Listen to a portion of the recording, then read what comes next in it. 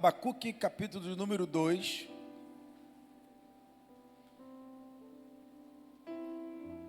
Versículo de número 1. Abacuque 2, 1.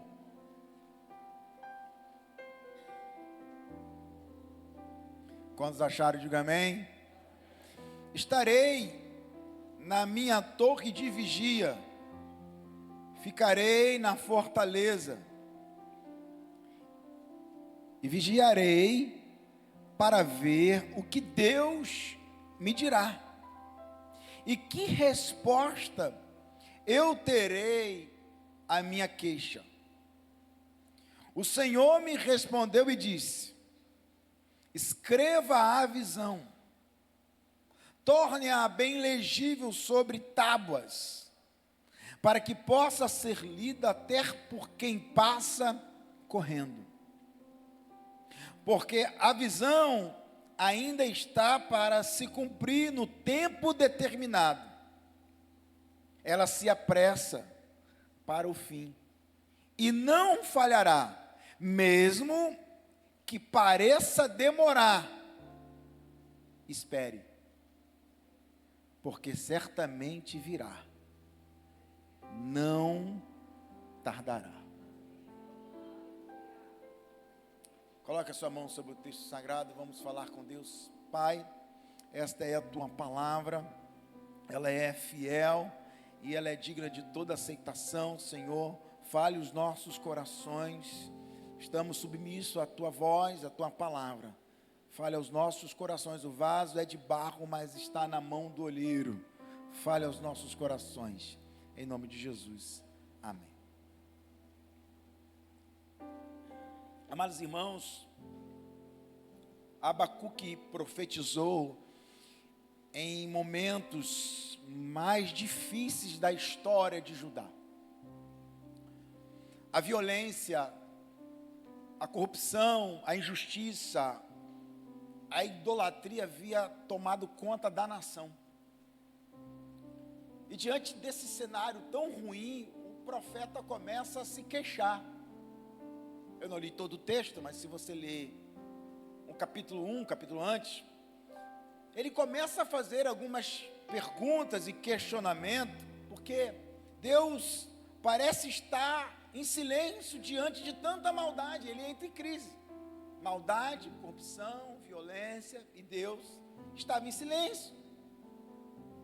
E quando Deus responde, lá no capítulo de número 1, Deus responde que levantaria os caldeus. Deus responde de uma forma que não acalentou o coração do profeta. Ele não ficou claro para ele. Abacuque ainda fica confuso e pergunta por que Deus estava permitindo aquela maldade sendo uma investida pelos ímpios, e Abacuque entra em crise.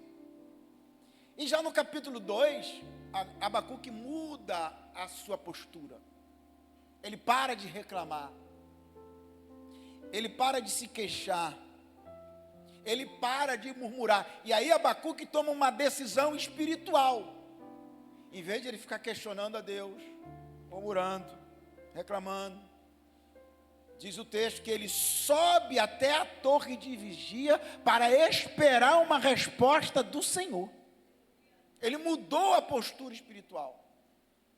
Ele tomou uma decisão espiritual. Ora, em vez de ele ficar reclamando, questionando, perguntando, se queixando, ele para e fala o seguinte: eu vou subir até a torre de vigia para ver o que Deus vai me falar. Entenda o seguinte, que aí revela algo muito importante aqui, sobre o poder da espera. O que Deus estava ensinando para Abacuque? A visão tem um tempo determinado. Deus nunca perde o controle da história, e Deus também nunca chega atrasado. Olha como é que é um paradoxo falar hoje para uma geração que quer tudo para ontem, apressada. O Brasil é o país mais ansioso do mundo. Quando não está em primeiro lugar, está em segundo lugar. de mais ansioso do mundo. Como é que você fala para essa geração que quer tudo para agora, para ontem, e fala assim: espere, porque não é hora ainda. Vocês estão comigo? O interessante é que Deus nunca perde o controle, e essa palavra não foi apenas para Abacuque, essa palavra continua sendo resposta para aqueles que estão esperando em Deus. Tem um tempo determinado sobre as nossas vidas. Deus nunca está parado enquanto você espera. Vou repetir: Deus nunca está parado enquanto você espera. Bata no peito e diga assim: Deus nunca está parado enquanto eu espero. Porque parece que quando Deus manda a gente esperar, parece que está tudo parado. Quando Deus manda a gente esperar, parece que nada está acontecendo, nada está agindo. E uma das maiores dificuldades do ser humano não é sofrer. Uma das maiores dificuldades do ser humano é esperar. Por que você fala para você vai sofrer uma semana, você aguenta. Você vai sofrer 2 semanas, essa guerra, essa luta, você aguenta. E quando Deus fala assim: espere. Espere quando? Espere. Então a gente tem uma dificuldade de lidar. Mas qual é a data? Não tem data. Espere. Por que não tem data? Porque o relógio é do Senhor e não é o seu relógio. Aí como é que você vai dizer para uma geração ansiosa, apressada, que quer tudo para ontem, tudo tem que ser imediato? Nós vivemos numa geração que quer respostas rápidas, portas abertas imediatamente, quer soluções para ontem. Porém, Deus raramente trabalha na velocidade da nossa ansiedade. E é interessante que justamente nesse processo que Deus realiza a sua maior obra em nós, que é nos ensinar que não adianta andar angustiado com o nosso tempo, mas é aguardar o silêncio de Deus, sabendo que Deus responde. E Deus não explica os porquês. Em vez disso, Ele ensina ao profeta a esperar de maneira correta. Essa semana mesmo uma pessoa falou assim: pastor, a gente não deve perguntar para Deus o porquê, a gente tem que perguntar para Deus o para quê. Eu falei assim: minha irmã, nem porquê e nem para quê. Aguarde nele a resposta final. Porque a nossa mente é muito pequena para conseguir acompanhar a grandeza de Deus. E Deus não vai me explicar os porquês e nem os praquês. Não tem porquê e também não tem para quê. O que eu tenho é o seguinte: é confiar, é esperar que Ele está no controle da minha história. Quando nós pensamos que Deus está em silêncio, muitas das vezes, nós achamos que Ele parou de agir. Mas o livro de Abacuque nos mostra exatamente o contrário. Deus nunca está parado enquanto nós esperamos nele. Ele continua trabalhando, talvez não da forma como nós imaginamos, mas exatamente da forma como nós precisamos. Está claro isso aqui, irmãos? A espera nunca é tempo perdido para quem anda com Deus. Eu vou repetir. A espera nunca é tempo perdido para quem anda com Deus. Porque quem anda com Deus sabe que aquele tempo de espera é pedagógico. Sabe que aquele tempo de espera é educativo. Sabe que aquele tempo de espera, Deus está querendo ensinar alguma coisa. Talvez a gente nem sabe o que, mas alguma coisa Deus está querendo me ensinar num tempo de uma espera que eu não gosto, que eu não quero. Mas eu sei uma coisa: Ele está no controle da história. Eu vou repetir: Deus nunca está parado enquanto você espera. E eu quero profetizar sobre a tua vida: aguenta o tempo de Deus. Há um tempo determinado sobre todas as coisas. Deus não está parado em quem espera por Ele. Haverá uma intervenção dos céus sobre a nossa. Deus está cuidando de tudo. interessante é que Deus muda a nossa perspectiva antes de mudar a nossa situação. Deus muda a nossa perspectiva antes de mudar a nossa situação. No texto, no versículo 1 diz assim: estarei na torre de vigia e ficarei na fortaleza. Vigiarei para ver o que Deus me dirá e a resposta que eu terei diante da minha questão. Interessante é que antes de ouvir a Deus, Abacuque sobe. Ele vai para a torre.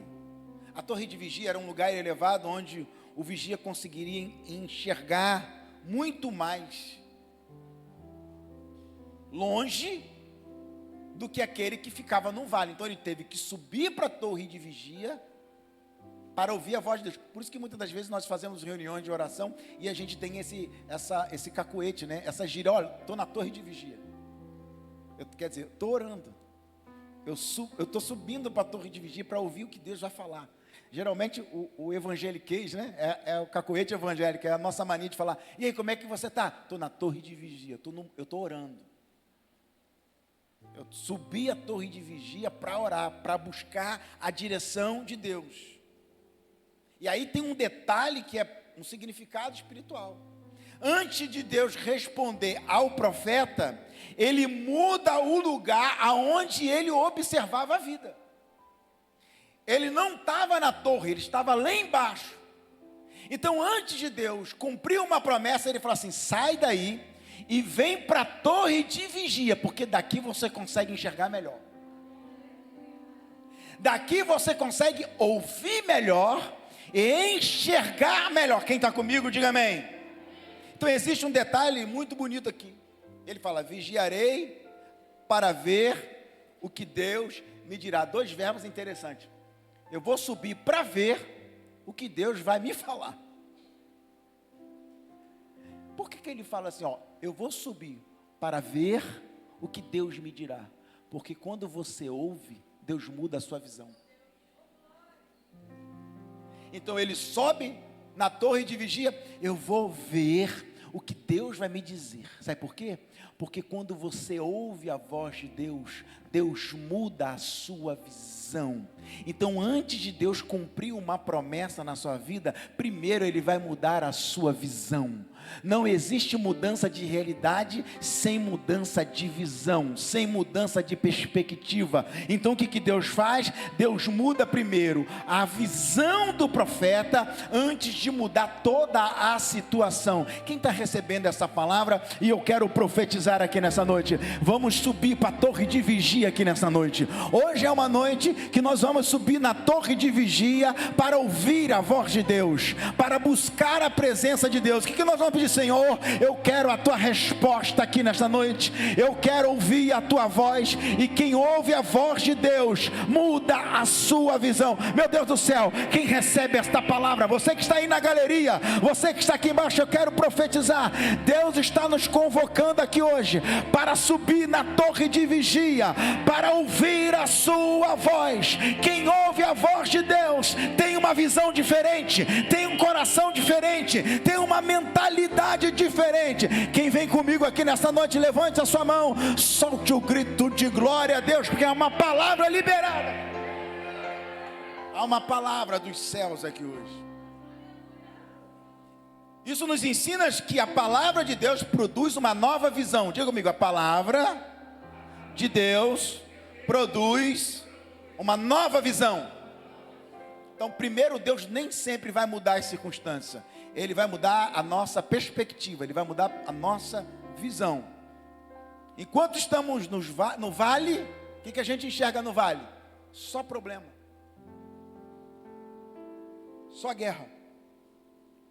Mas quando nós subimos para a presença de Deus, começamos a enxergar o propósito. Por isso que quando a gente passa por uma luta, a gente passa por uma guerra, a gente não enxerga nada. Aí no meio daquele turbilhão a gente se cansa e fala assim: eu vou orar, eu vou jejuar, eu vou para a consagração. Ou seja, você está vindo para a torre de vigia. Eu vou para a torre de vigia. Eu vou pedir a direção de Deus, porque eu preciso ouvir o que Deus tem a me dizer. Então, antes de Deus mudar a situação, Ele muda a nossa perspectiva. Ele muda a nossa visão. Quando nós estamos no vale, nós enxergamos apenas problemas. Quando nós subimos para a presença de Deus, nós começamos a enxergar propósito. A gente enxerga propósito. A gente sabe que nada é em vão. A dor não é em vão, a guerra não é em vão, tem propósito. Eu não entendo, mas tem propósito. Eu não tenho força, mas tem propósito. Minha mente não alcança a mentalidade, a grandeza da mente de Deus, mas tem um propósito. Mas para quê? Não tem nem para quê, nem vou perder meu tempo no negócio de para quê. Mas por quê? Também não vou perder meu tempo, por quê? Não tem porquê, não tem para quê, não tem biscoito piraquê, não tem nada. O que tem é um propósito de Deus sobre a minha vida. Então não importa as queixas que eu tenho, o que eu quero é o seguinte: eu vou para a torre de vigia, e eu só saio de lá quando Deus me dá uma palavra, uma direção sobre a minha vida. Eu não sei como que você chegou, mas nós vamos subir hoje para a torre de vigia, até ouvir a direção e a voz de Deus sobre as nossas vidas. Quem recebe essa palavra aqui hoje? Entenda que talvez você está pedindo para Deus mudar o cenário, mas Deus quer mudar primeiro os seus olhos. Ah, Senhor, muda a circunstância, muda o cenário. Ô Senhor, mas antes de eu mudar o cenário, eu vou mudar a tua visão. Teus olhos têm que mudar. Vai sair hoje a catarata espiritual. Esses dias eu troquei meu óculos. Eu falei: Senhor, só o físico, mas o espiritual mantém em dia, Senhor. Hoje é o dia de sair a catarata, miopia espiritual. Vamos embora. Para quê? Porque Deus, antes de mudar o cenário, Ele muda os nossos olhos. Ele muda a nossa visão. Quem enxerga apenas o momento presente pode perder a esperança, mas quem enxerga pela fé encontra paz. Então, antes de Deus mudar o caminho, Deus muda a forma como você olha para Ele. Por isso que você entende porque tem tanto processo de Deus. Por quê? Porque Deus prepara o nosso coração para entregar a promessa. Diga comigo: Deus prepara o meu coração para entregar a promessa em minhas mãos. Versículo 2, ele diz assim: o Senhor respondeu. Então ele subiu para pedir uma resposta. Subiu para a torre, orou, pediu a resposta. Aí o Senhor fala assim: escreva a visão. Você não subiu para a minha presença? Qual é a resposta? A resposta é o seguinte, Abacuque: escreva a visão, torne-a bem legível sobre tábuas, para que possa ser lida. Lida de que forma? Quem passar correndo tem que enxergar a visão. A visão tem que estar tão clara que quem está de perto enxerga, quem está de longe enxerga, quem está longe enxerga, quem passa andando enxerga, quem passa correndo enxerga, quem passa de qualquer jeito que passar tem que enxergar a visão. Então Deus primeiro prepara o nosso coração antes de entregar a promessa. Interessante que Deus não entrega de qualquer jeito. Por que tem que escrever? O que Deus está querendo ensinar? Primeiro Deus manda escrever para o quê? Antes de eu entregar a promessa, você tem que ter claro ela em você. Escreveu? Você tem que organizar. Então, o que é isso? Você tem que estar com o coração preparado para quando Deus manifestar a promessa. Está claro isso aqui? É por isso que antes de Deus te dar algo nas suas mãos, Ele te entrega aqui, ó. Grande parte daquilo que Deus colocou na minha vida eu já tinha visto aqui, ó. Tudinho antes. Nos mínimos detalhes. É por isso que às vezes você começa a orar, daqui a pouquinho você está pisando aonde você orou. Você está andando em cima da promessa. Você está andando em cima da oração, você está em lugares que um dia você orou, você está em ambientes que você orava antes e hoje você está lá. Você tem coisas que eram tão distantes de você, mas Deus já colocou na tua mão. Por quê? Porque antes de Deus te entregar, Ele primeiro te preparou para receber. Não basta querer uma promessa se não está preparado para sustentar a promessa. Cuidado com o que você pede a Deus, porque você vai ter que ter sabedoria para sustentar, para suportar aquilo que você pediu para Deus. Então, ele está dizendo, escreva, organiza, fortaleça a fé. Eu quero preparar o teu coração para o que vai vir. Escrever significa preservar aquela palavra. Escreve aí. Por que eu tenho que escrever? Porque eu preciso preservar. Irmãos, eu tenho várias anotações em cadernos, no meu bloco do celular, nos meus esboços, de palavras que eu recebi. E por que eu anoto?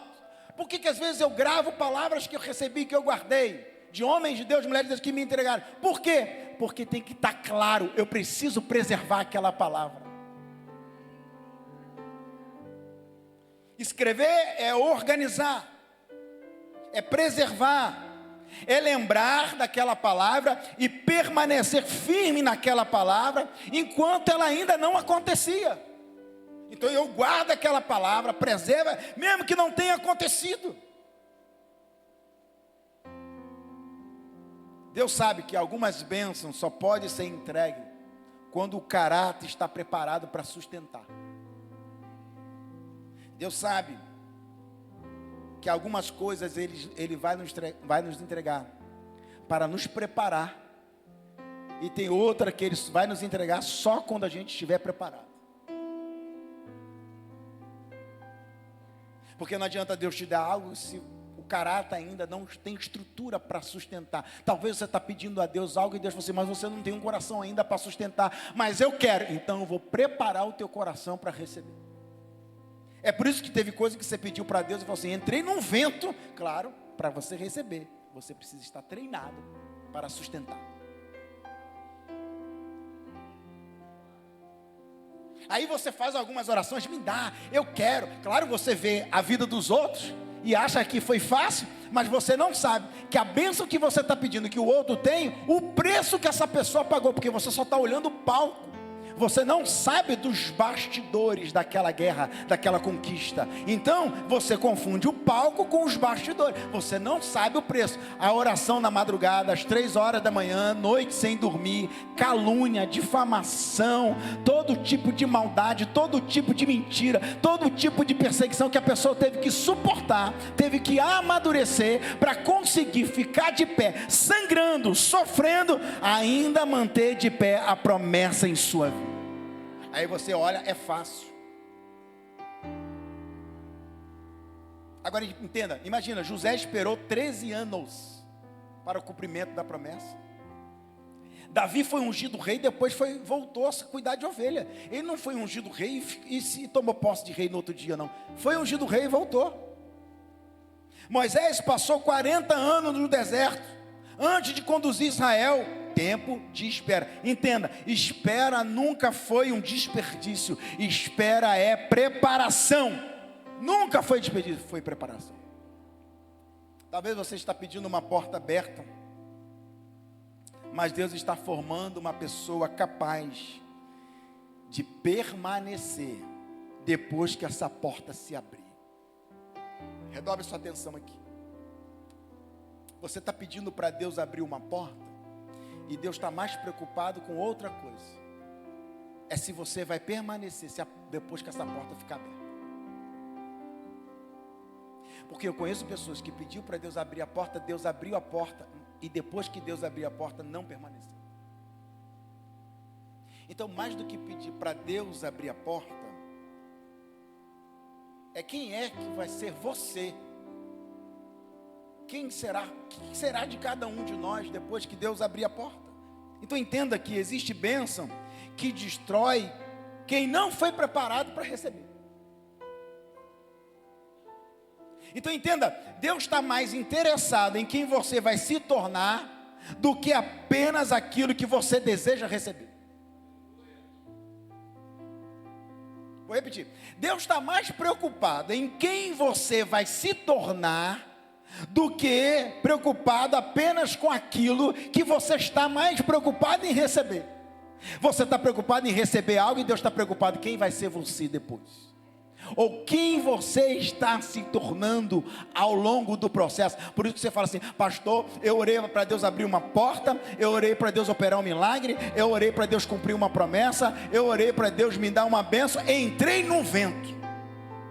É só luta, é só calúnia, é só difamação, é só guerra. Sabe o que é isso? É Deus dizendo o seguinte: eu estou te moldando. Eu estou te moldando, eu estou te preparando.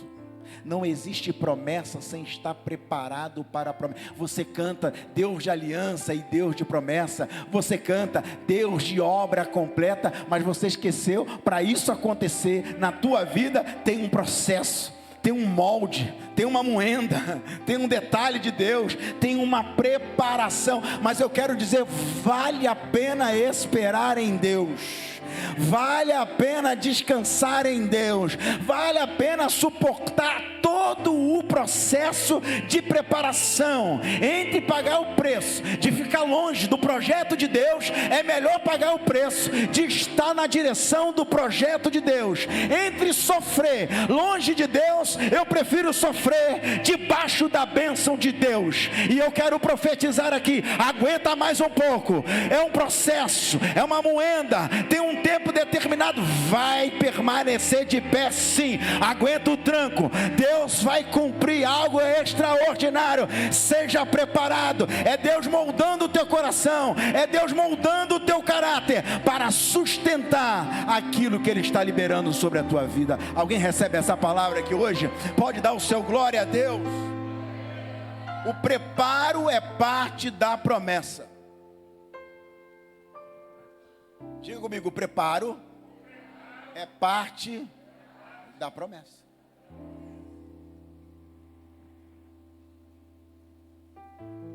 Deus nunca perde o tempo certo. Interessante que no versículo de número 3, fala assim: porque a visão ainda está para se cumprir. Preste bem atenção. Porque a visão está para se cumprir no tempo determinado. Aí o Senhor falando, ela se apressa. Ela se apressa para o fim. Deus está dizendo assim: vai ser rápido. Glória a Deus. Aí eu estou lendo o texto, eu me empolguei. Falei, ai, então vai ser rápido. Porque o profeta subiu na torre de vigia, orou, estava preocupado. E o Senhor está dizendo o seguinte: olha, eu tenho pressa, vai ser rápido para o fim. E não vai falhar, não falhará. Glória a Deus. Aí depois Deus responde o seguinte: olha, mesmo que pareça demorar.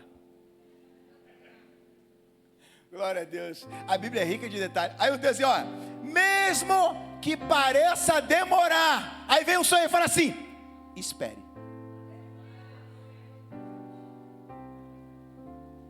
Porque tem momentos, irmãos, que Deus fala assim: eu vou fazer e vai ser rápido. 15 dias depois você fala assim: cadê? Está demorando. Aí o Senhor fala assim: mesmo que pareça demorar, espera. Agora, conversa entre nós aqui no cafezinho, não conta para ninguém, tá? Fica entre nós aqui.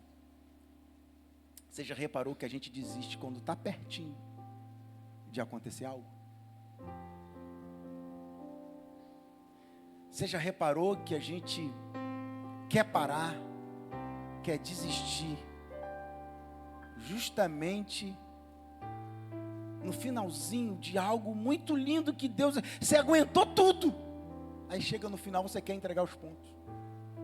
Você aguentou a fase mais difícil, aí na hora na mais fácil, estou cansado. Não, ainda que pareça demorar, espere. Eu lembro que eu estava correndo a minha primeira meia maratona, e aí quando eu estava no quilômetro, acho que 14, eu estava muito cansado, sol de matar, Aí, eu lembro que a Aline atrapalhou a minha vida. Eu sempre levava um gelzinho de carboidrato, gel de carboidrato, porque quando chegasse lá no quilômetro 15, 14, eu tomava, dava energia para conseguir. Isso é muito comum nos corredores. A Aline falou assim: pastor, tem gel sim, toma aqui. A gente confia na ovelha, né, irmãos? A gente confia, aquele gel de carboidrato. Ela foi e me deu aquele gel muscular. Eu não vi, porque eu confio nas minhas ovelhas. Eu não vi, porque eu sei que as ovelhas amam o seu pastor. Irmãos, eu cortei com o dente assim, joguei para dentro assim. Meus irmãos, aquele gosto de gelol na garganta, eu fiquei tonto, fiquei zonzo. Falei, cadê as ovelhas que amam o seu pastor, gente? Eu cuspia, eu quase vomitando. Eu achei uma lata no chão suja com água, joguei para dentro do jeito que dava. Eu estava passando mal. Foi onde está a Aline, gente? Confiei na ovelha. Aí consegui superar. Passando mal, tonto. Falei, não, falta só 4 quilômetros, 5 quilômetros, estava faltando pouco. Falei, não vou aguentar, vou desistir. Falei, não, eu preciso pegar a Aline no final ainda. Eu preciso, a vingança pertence ao Senhor. Ai de quem tocar no ungido de Deus. Ai de quem tocar no ungido do Senhor, eu vou lá. Não, não vai ficar assim não. Vem a dupla honra do Senhor. Aí, eu zonzo, fui correndo. Aí quando estava faltando uns 3 quilômetros, gente, eu estava muito cansado. Aí vem um cara correndo do meu lado e fala assim, não desista. Vamos embora. Aí ele falou no relógio, estava marcando, meu relógio também estava marcando a quilometragem. Foi 3 quilômetros. O cara, falta só 3. Vamos embora. Aí foi. Falta só 2,5 agora, bora. E aí, consegui pegar força, faltando mais 2 quilômetros, que era porque eu estava pensando em desistir. E às vezes tem momento que você está perto de receber uma grande bênção, é uma hora que você está pensando em desistir. Aí veio um cara que eu nem conheci e falou assim, vamos embora, não pare, não desista, eu vou com você até o final. É como se fosse o Espírito Santo nas nossas dores e falar assim, minha filha, não para, eu estou aqui, nós vamos até o final. Nós vamos até o final. Nós vamos até o final. Às vezes você está cansado, às vezes você está abatido. Chega o Espírito Santo do seu lado e fala assim, não, você veio de longe. Você veio de longe, você não pode parar aqui. Porque aquele que começou a boa obra, há de completar esta obra.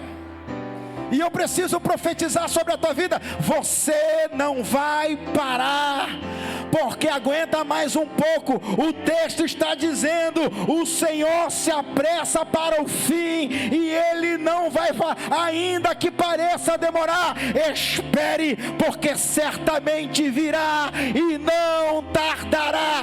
Aguenta mais um pouco, espera no Senhor, porque Ele tem pressa em realizar. Meu Deus do céu, alguém aqui recebe essa palavra? Eu quero profetizar sobre cada mão levantada aqui. Você não vai desistir do plano de Deus para a tua vida, do chamado de Deus na sua vida. Deus vai completar esta grande obra. Alguém levante a sua mão e dá um brado de glória a Deus. O texto está dizendo, Ele se apressa. Entenda que, do nosso ponto de vista, parece que vai demorar. Do ponto de vista de Deus, existe propósito. Deus nunca chega atrasado. Lázaro estava morto 4 dias. Para Marta e Maria, estava atrasado. Para Jesus, não. É o tempo certo para a manifestação da glória de Deus. Alguns estudiosos dizem que era possível uma pessoa levantar do túmulo até o 3º dia, porque alguns estudiosos dizem que existia uma espécie como se fosse um coma, que a pessoa ficava como se estivesse morta durante 3 dias, e ela poderia se movimentar e acordar, mas jamais poderia acontecer isso depois do 3º dia. E você acha que Jesus chegou no quarto por quê? Jesus chega no 4º dia para dizer o seguinte: eu só chego na hora que não tem solução. Eu chego na hora que todo mundo fala assim, não tem mais chance, é agora. Talvez para Marta e Maria,